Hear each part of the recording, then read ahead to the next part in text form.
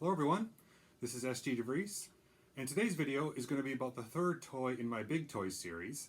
That is this toy right here, which I appropriately call the Big Steamroller.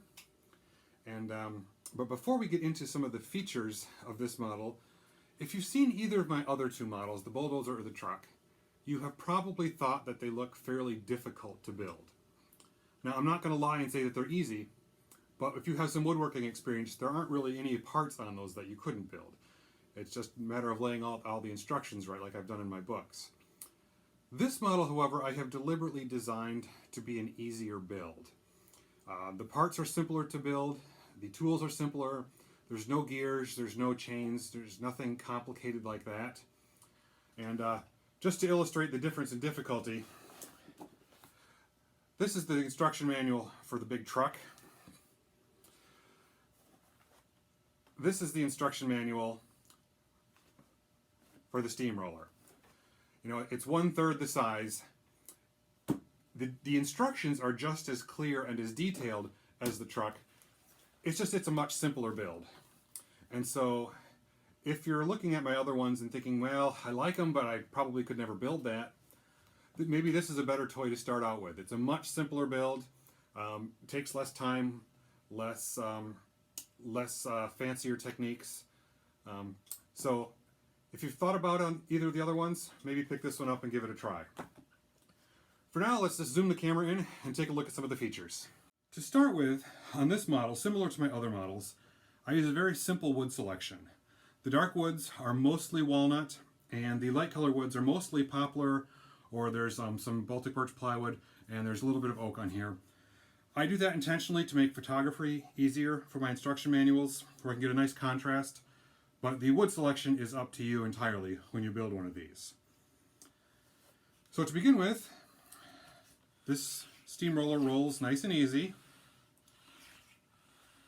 If you can see up, in the center there, there's a very heavy-duty hinge.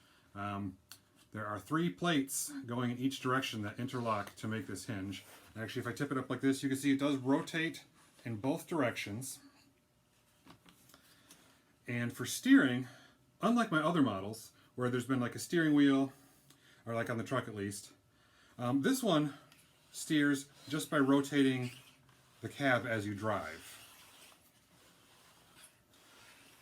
Now, because the cab is based on that center pivot point, it turns very easily when you want to steer this.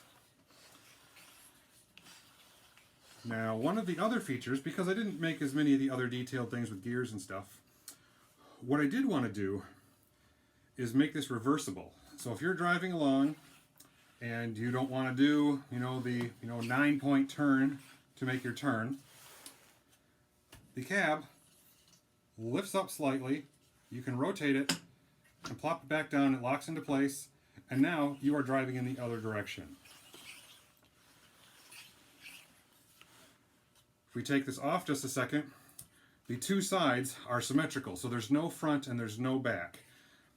The only difference is which direction you turn this cab. So either this side's the front, or you rotate it and that side's the front. Now that doesn't seem like it makes that big of a difference, because after all, both these rollers are the same. But that is one of the features that I built into this model, was both rollers don't have to be the same. Included in the book of instructions are also plans for 2 different types of rollers. There's the spiked tamper roller wheel, and there's also the pneumatic tire type roller. You see those on various type of compactors out in the construction industry. Maybe not on this exact type of machine, but I decided to include plans for these 2 and the smooth roller here in the book, so you can change them out for however you want. To change these rollers out, what you do, as you can see on the machine, there are these little caps here that cover the end of the axle. Now these rotate out of the way, both sides, and it exposes the end of the axle down here. Now my fingers are too big to fit into that hole, so I use a pencil, and you can shove the axle out, which allows you to pull the roller off. You can put in whichever type of roller you want. I'll slide that in there. And the hardest part of this whole operation, of course, is lining up the holes to get your axle back in, which, ooh, wow, went smooth for me. Okay, and there's a little bit of wiggle room so you can fit that into the other hole. Close up the caps, and now, move that out of the way, you have got your tamper roller wheel installed. We can do the other side also. Both sides have the same caps that flip out of the way. Same thing, I use a pencil, you just gotta line up the holes right, rotate those pieces back, and now you've got both those rolls. And you can't really see that roller turning very well when I have it side to side, but you can see it here that it's rotating. This is a more common arrangement with some of the ones that'll have the big fat tires on it, and you'll have the tamping wheel on one side. So however you choose to do it.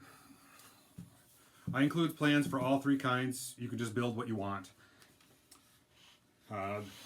There's a little engine that I built on here, which I put onto this cab plate so that rotates with the cab when you change it, so the engine is always in the back.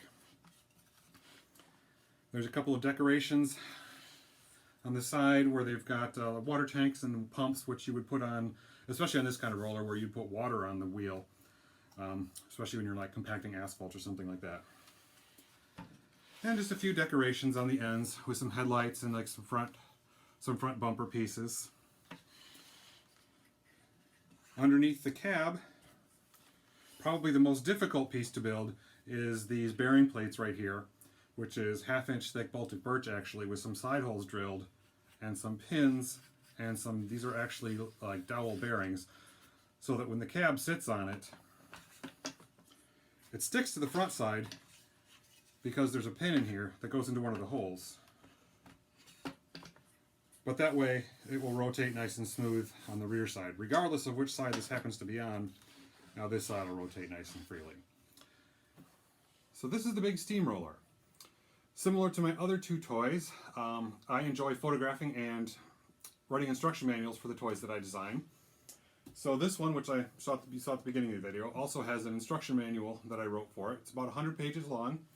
Gives you step-by-step instructions through the entire thing, from the very first hole all the way to the last little bit of detail, page by page, part by part.